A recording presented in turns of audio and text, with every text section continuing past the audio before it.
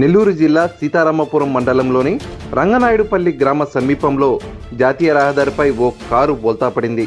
మరిపాడు ఏపిలిగుంట గ్రామానికి చెందిన శ్రీను కారులో వ్యక్తిగత పనుల కోసం సీతారామపురం వస్తుండగా రంగనాయుడుపల్లి గ్రామ సమీపంలోని కారు అదుపు తప్పి పల్టీలు కొట్టింది. ఈ ప్రమాదంలో కారులో శ్రీను ఒక్కరే ఉండగా ఎలాంటి గాయాలు కాలేదు. ఆ సమయంలో అటుగా వెళ్లే వాహనదారులు అతన్ని కారులో నుంచి వెంటనే బయటకు తీశారు. కారు బ్రేకులు పడకపోవడంతో ఈ ప్రమాదం జరిగిందని శ్రీను తెలిపారు.